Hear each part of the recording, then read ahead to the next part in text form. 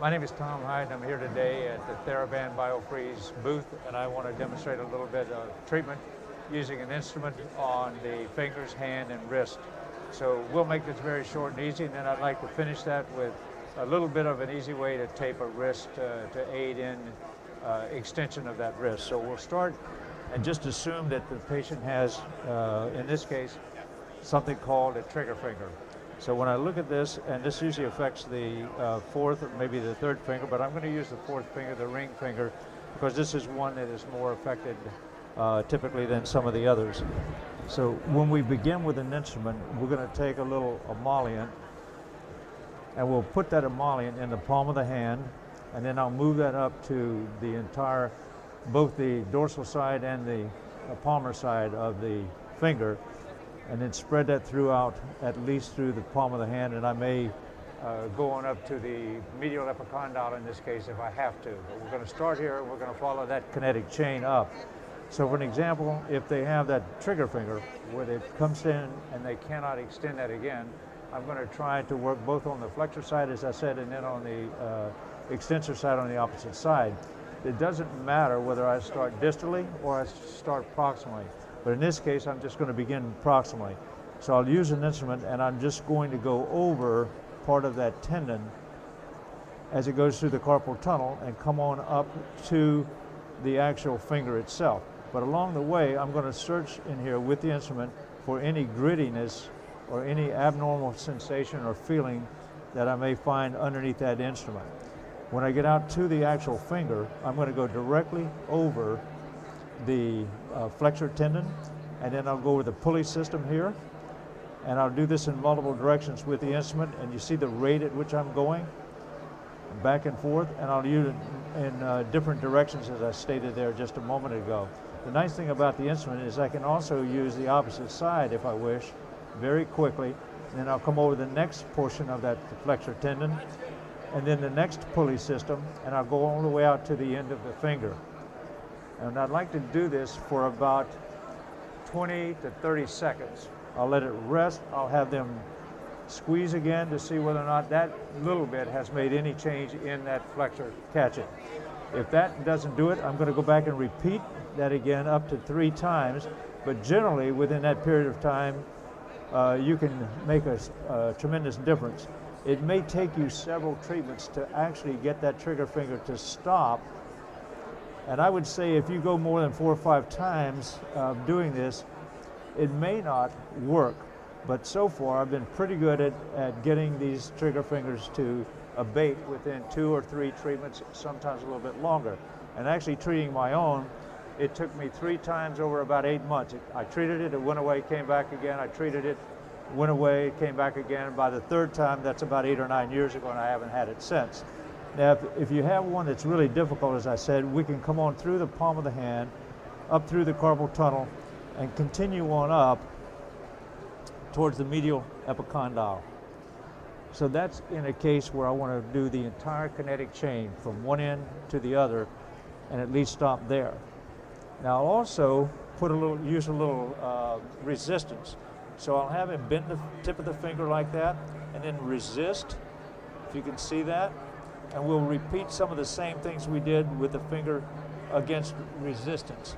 Now I can also use a TheraBand. If I had a TheraBand, I would just simply take this, put the fingers on the TheraBand, and then have him lift up that TheraBand. Is there any chance of getting a TheraBand real quickly? So in the meantime, you see what I've done. While we're waiting on that, let's turn him over the opposite direction. I'll put a little bit of the emollient here. And then, thank you very much, Jeff. What I'll do now is go ahead real quickly and treat the extensor side of the finger, beginning, it doesn't matter whether you begin proximal or distal. In this case, I'm just going to come down distally, and I'm going to treat, just like we did the opposite side, right over the joint, and then in between. And this is another one where I can have him push up against me to provide resistance, and treat, and then I'll get in between on the dorsal side of the hand, and then go directly over the extensor tendon. And again, I can take this as far up the kinetic chain as I need to do that. So that's a very quick way to do it. Now, while we've got the band here, actually I have a CLX, which is really nice because this is latex free. So I can have him just pop this around the finger like that and then pull up against resistance. He can hold the other end, pull up for me, just bring it up like that. That's the idea. And down again, and then come up again with it. And then while he's doing that, I can go all the way through the hand. So I'll just have him continue with using resistance in the band, and we'll go up and down there again. So again, we're going to treat about 20 to 30 seconds. I've probably done a little bit more than that with the demonstration, but that's about what we will do. Once that's finished, that's pretty well will take care of the so-called trigger finger. And if we have to do an additional setting, it'll be basically the same thing. So anyhow, we start distally and we'll go all the way proximally on the flexor side and then on the dorsal side as well. Now let's say he's also having some other difficulties, and one of those would be, for an example, extension of the wrist. So if he's having a problem, and we may have to also look at the wrist, whether I'm going to do manually manipulation of that wrist by using a little motion there, just very simple things, or I can take an instrument and I can allow that instrument to get right in between each of these carpals and do a little bit of a swivel kind of stroke, or I can do a small little scoop stroke between these carpal bones in the wrist to help free them up.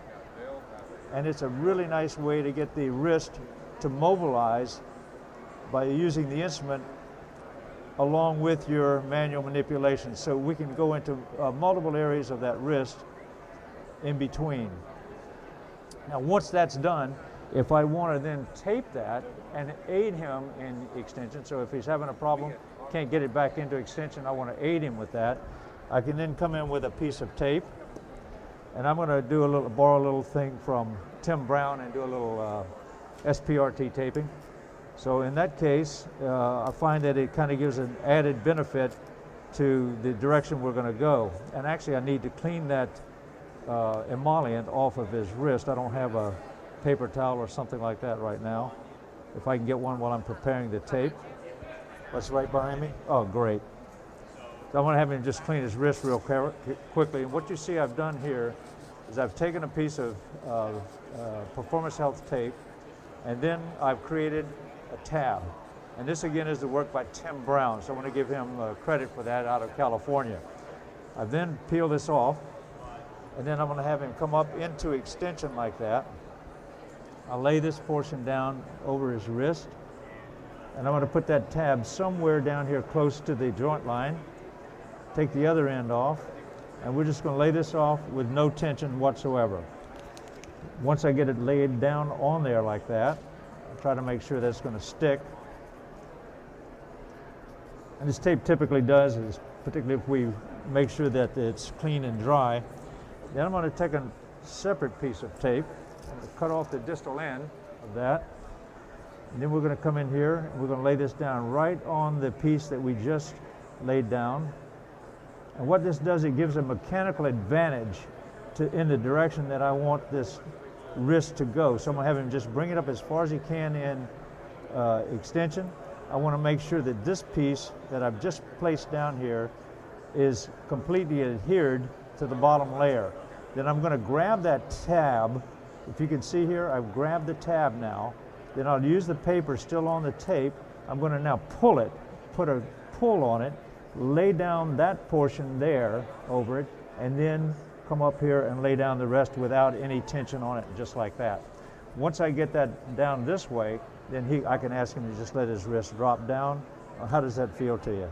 Feels like it's going into extension. It wants to bring it back into extension. So I can do this on any part of the body. If I've got somebody with dropped foot, for an example, I can do the same thing. I can do that to the foot.